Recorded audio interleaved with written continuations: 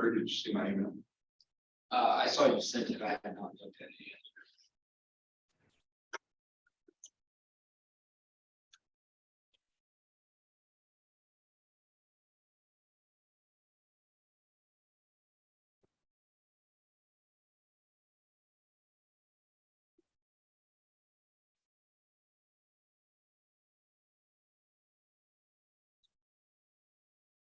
Chris, you couldn't get out of the office to come join us?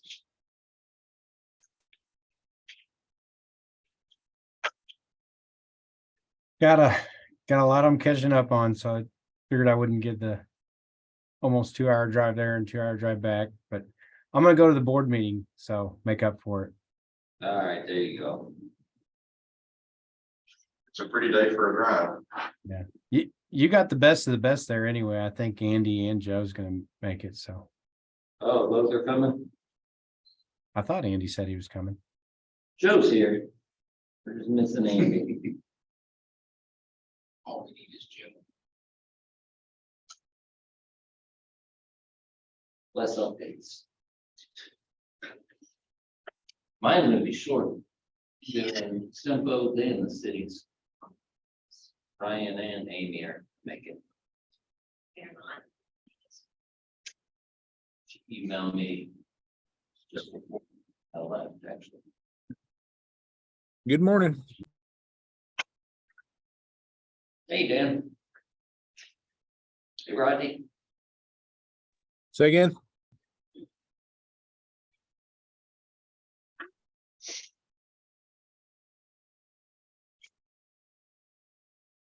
Hey, thanks, Rodney. For sending that over. You're welcome. There's a young lady. I'm gonna Six. contact them all and see how they should. Seeking award at the East West Gateway Annual Luncheon Meeting. Should be okay. I can't remember her name. The brochure that we got back to the office. She works with I don't have. Tom Brand. TPC. Engineer.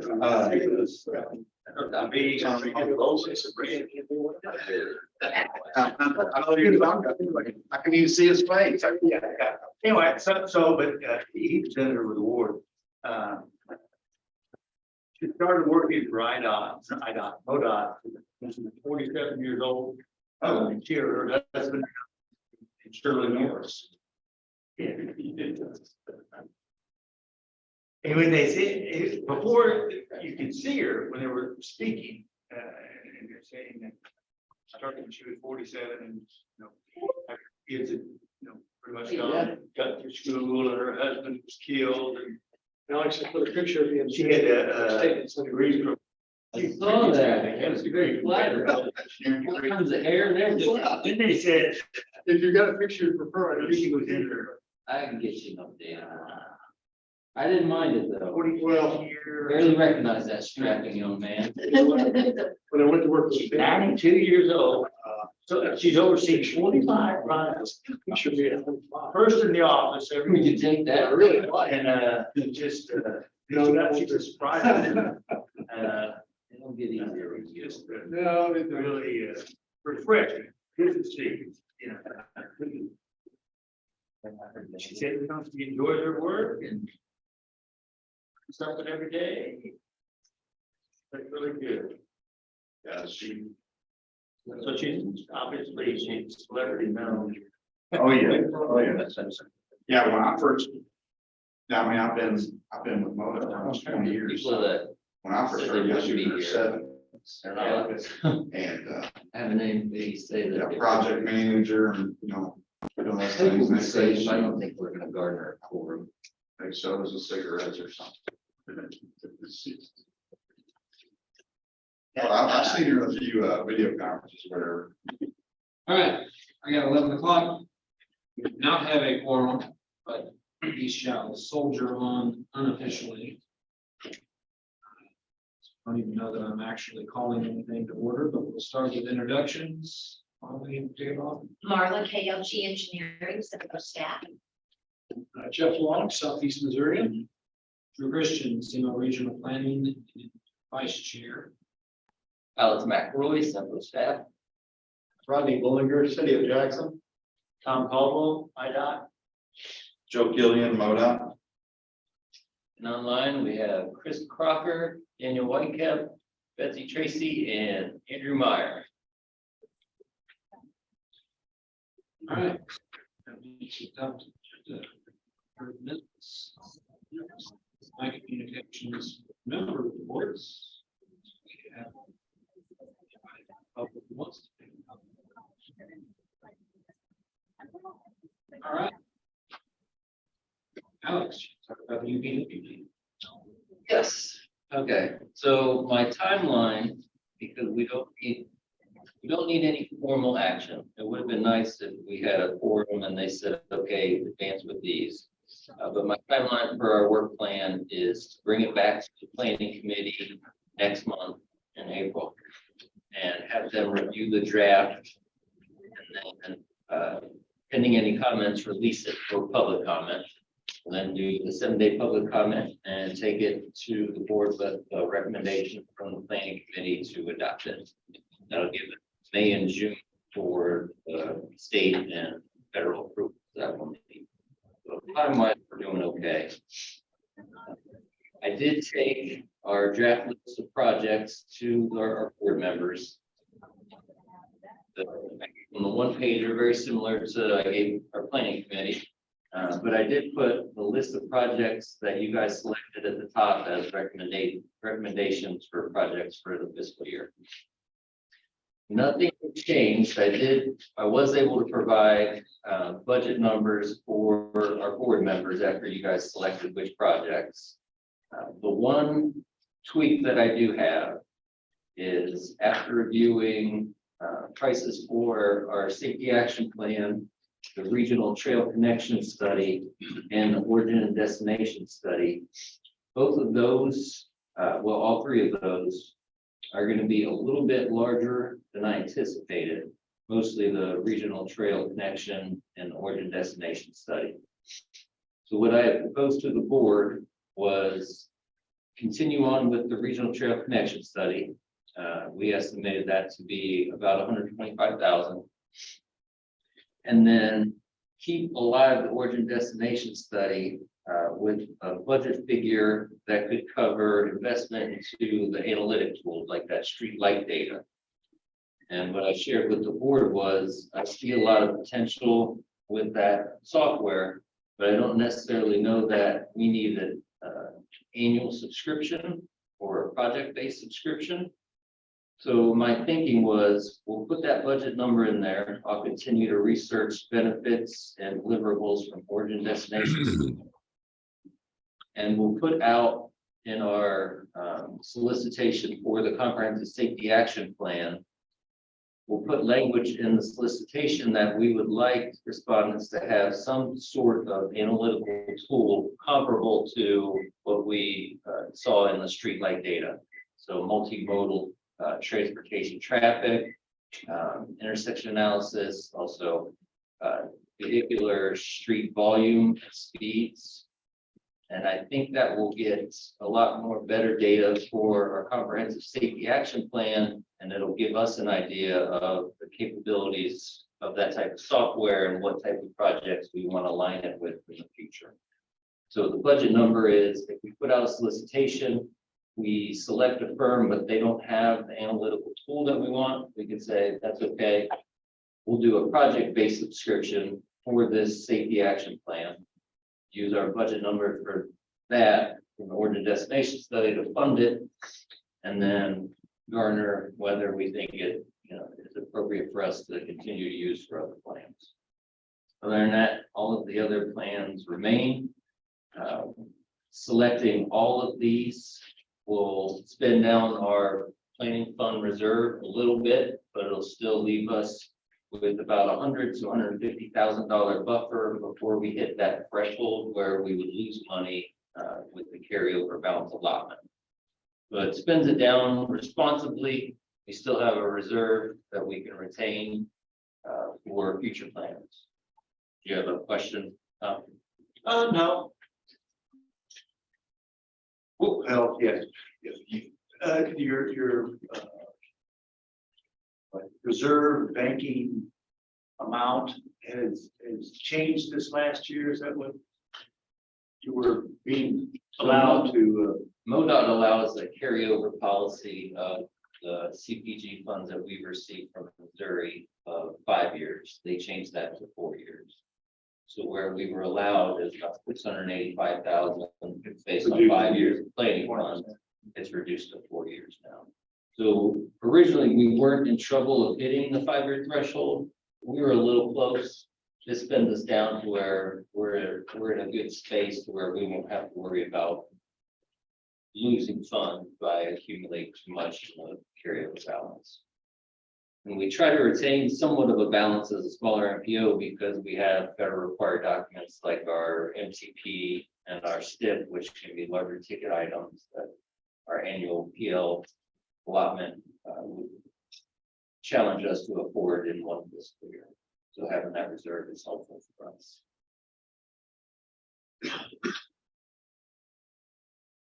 So barring any questions or insight, I did get a response from Mark Phillips that his top 3 were still the comprehensive safety action plan, the regional trail connection study, and the intersection studies.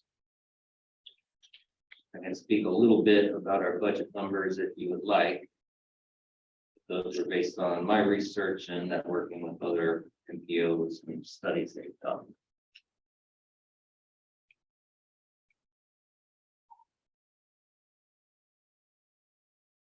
Any questions?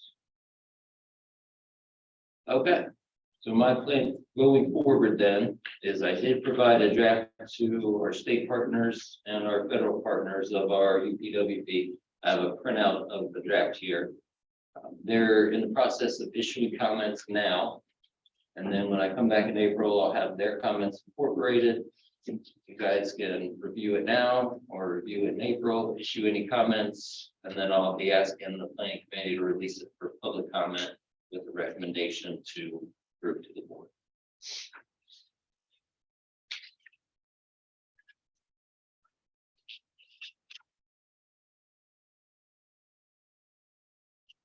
We will move on to unspent PO policy. All right, that one I left on there, so we have at least 2 items and it made it look busier. Really, the only updates with that is I'm still working with Tom on the agreements and the budget template. And then I believe once we get those all turned in, we'll have a formal agreement that we'll have our city manager sign. So we're on track to get those additional funds for our 24 fiscal year. And you got my note where having a financial person. I got it signed by our finance I director, could remember her name possibly. Yeah, Lisa Mills. Yeah. and I'll be able to send that to you. That's fine. So, just thinking, this is what where MoDOT, you're allowed, have been allowed that 5 years of reserve. That's what this unspent fund is basically, but in bulk, those are so that's the problem with the just not expending those amounts. That's always a risk of losing. Eventually, FSWA it's looked down upon, having those gross. Carryover balance. Understand. But that's all I have. Right. Any questions on that? I don't know. Moving on to member reports. Okay. All right, very short update. Amy's not here, but she had shared that they're working on a supplemental agreement for our next city council meeting for the Kings Highway Transportation Alternatives Program. That's the crosswalks for Cape Rock and Kings Highway. And then they're negotiating engineering service contracts for the sidewalks on Cape Rock, which is also the TAC grant Transportation Alternatives Program that we've gotten in 2022.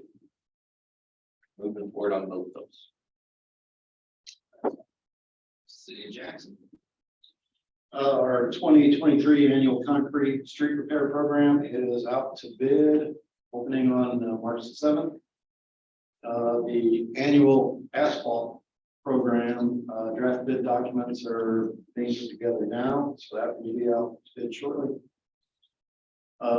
Sunset Bridge replacement project, we are designing that through Chris Kaler Engineering. So we're in the design phase there. West Mary Street Bridge project construction is ongoing. We have to extend that contract through the middle of May, so that the asphalt plants can open and the contractor can finish that project. Deerwood Roundabout at Highway 61 design is ongoing by Lockmuller. We should have a preliminary layout submitted to the city very soon. East Main Street sidewalk project, that is also a TAP funded improvement. MoDOT's comments on the engineering services contract have been sent back to our consulting engineer, Dakin Farmer Workman.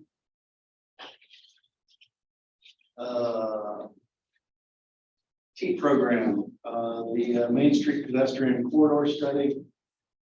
City received a notice to proceed from MoDOT on that, so we'll move forward with Lockmuller on that study.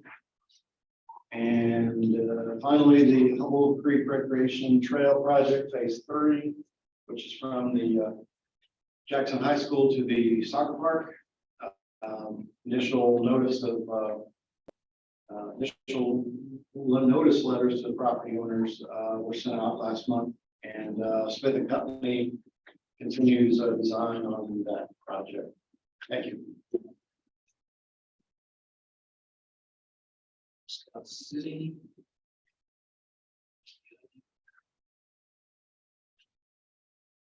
Road district.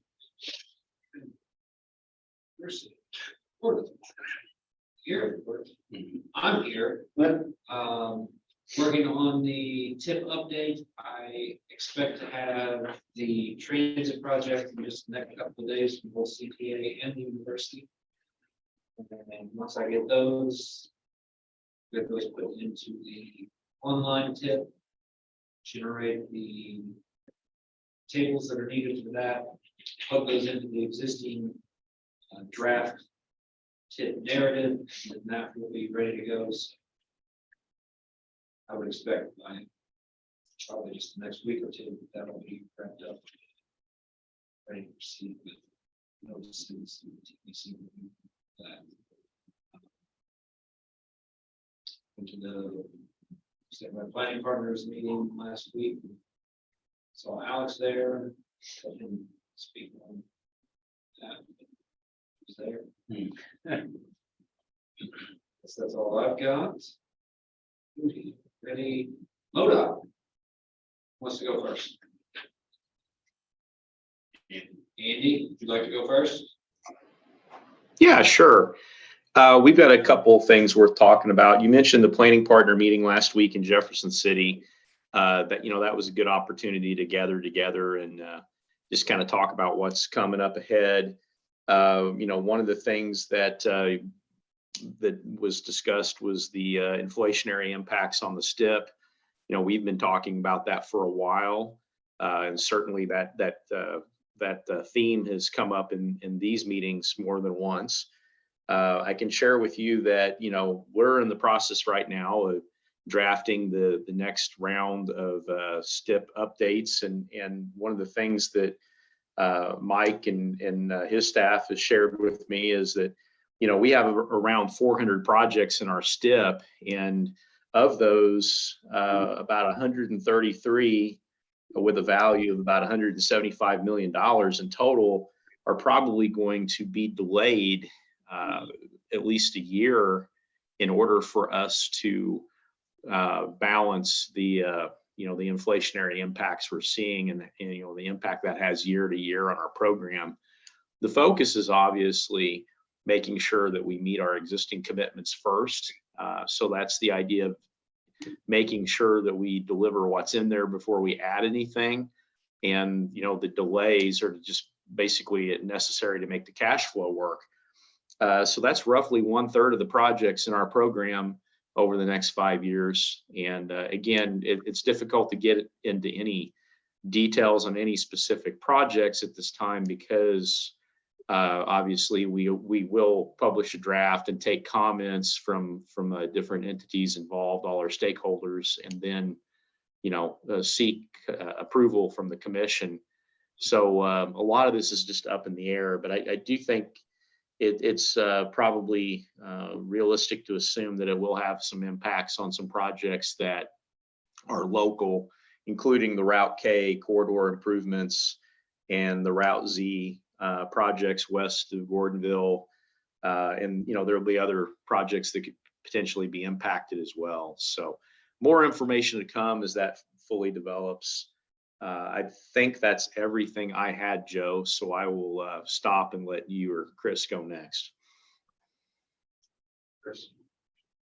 Chris, you want to go ahead? Yeah. As Andy mentioned, and I think you guys have already heard this before, but we are going to be delaying the Route K and 25 roundabout project from May letting to an October of 2023 letting. The big reason for that was that we are considering access at the gas station and how to best control that. And we've had to shift one of the property entrances on the southwest corner of the project, which is creating some delays in the right of way and the environmental process for us. So the Jackson Route 61 replacement of the Hubble Creek Bridge and the full depth replacement through that section.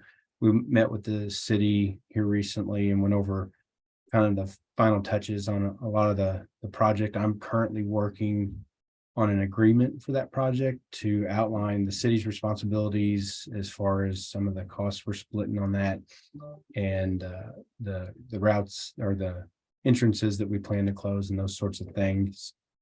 It's proven to be pretty complicated to incorporate all that into one agreement. So I'm doing my best, but I hope to get that out very soon as a draft version to the city for review. And then because I had to modify several things, we will have to send that to our chief counsel office for review and approval, which takes some time as well. So hoping to get that done before the May letting, but it could be that we're kind of sliding in at the end to get that executed.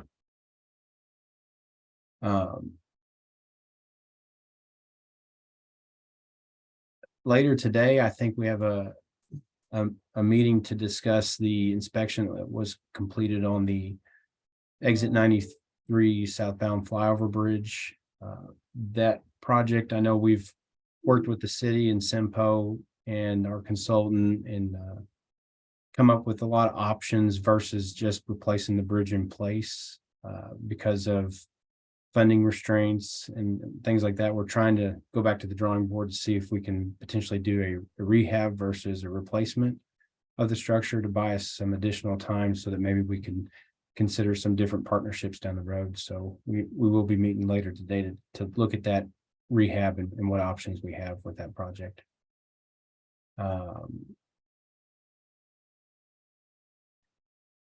I think that's pretty much it. I did want to plug our Adopt a Highway program.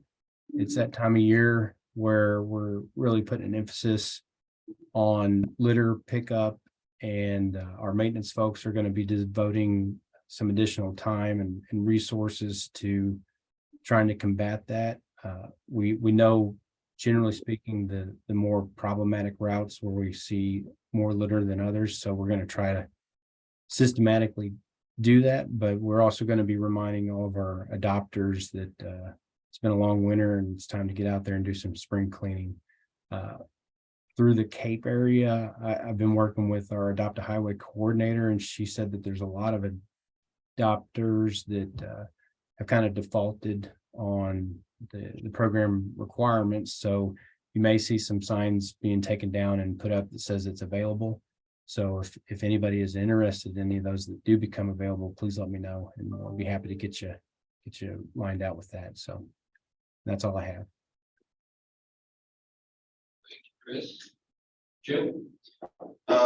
We talked about STIP development very briefly, and we are locking down our internal systems today for the district input. So hopefully within the next couple of weeks, I'll have your list available for the next TIP development.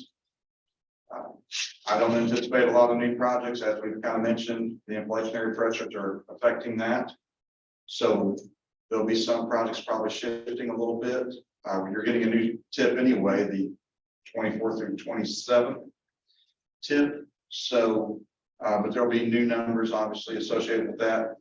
And we are changing our annual inflation numbers that have traditionally been 3% in the TIP or in the STIP are going to be moving to 7%. At least that's what it's going to be now. And, you know, may move back down as we move forward if inflation continues to go down. But anyway, we'll have new information for you to make sure we keep you busy. Thank you. With the new TIP tool, I guess the TIP tool is also kind of in flux, right? So that'll be, you may get a new TIP and a TIP tool in the same year. Good. We wouldn't do that to just anybody.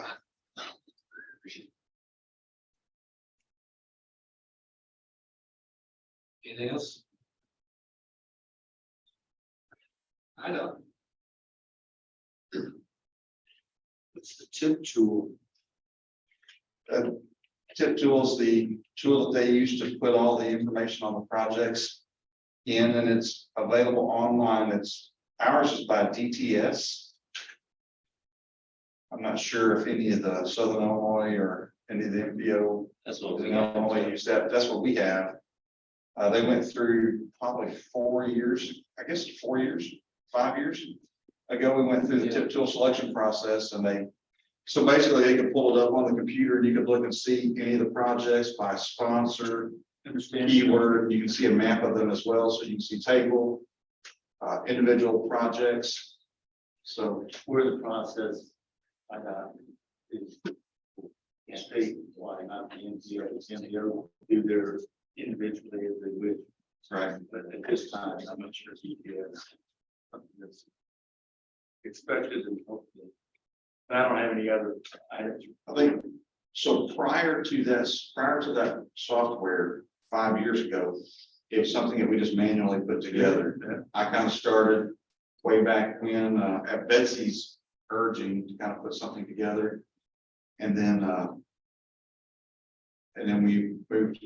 Drew took it over for a bit, and we moved to something that helped with the calculations and did the percentages, and probably made things quite a bit easier.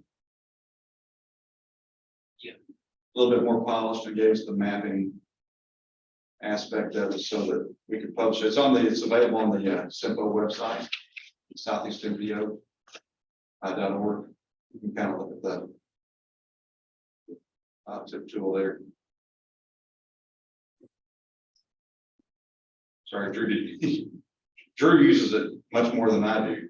He's on the back end of it, putting his stuff in.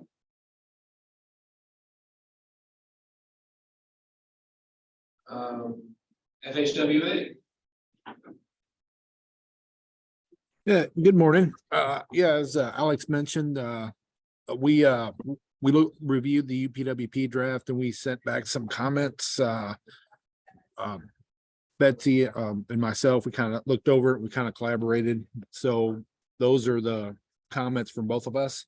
If you have any questions, please feel free. I'll be happy to clarify anything that you have any questions with. That's all I have for right now, unless Betsy has anything to add. No, thanks, Dan, for summarizing that. Just wanted to, congratulate the NPO, getting the SS4A grants. We're still, since those are direct recipients now, we're kind of still working through the processes of how that's going to look and the contracting. So, just cautionary note, don't get a contractor on board until you get all this worked out with FHWA. So, but again, congratulations. I think it'll be a good template for the future and getting additional funds for safety projects. Thank you. Don't think we have anyone from the FTAs, so that brings us to staff report. Yeah, I just have one item. Unfortunately, the city of Cape Girardeau had applied for the Reconnecting Communities pilot program. And we learned yesterday that that application was unsuccessful. And looking at what was awarded, there was a total of 415 applications requesting $1.76 billion in grant funds. And the Reconnecting Communities pilot program has $1 billion to disperse over the 5 years of the program. So obviously a lot more requests and needs out there than they had funding for.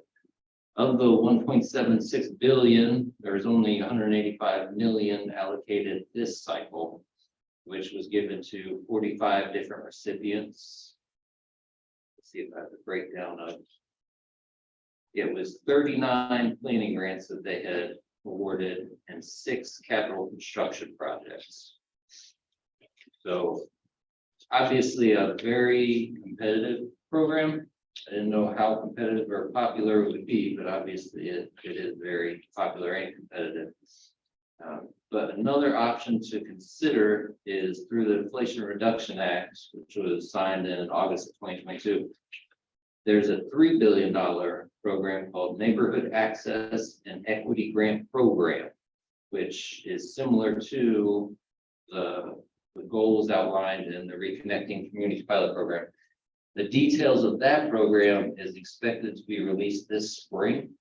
So that's something I'll be monitoring as well. And that might be something our member entities will want to track, and I'll provide updates as I get them. But it's a similar project to the Reconnecting Communities. So more opportunities for sidewalk, neighborhood connections, planning studies, and capital projects.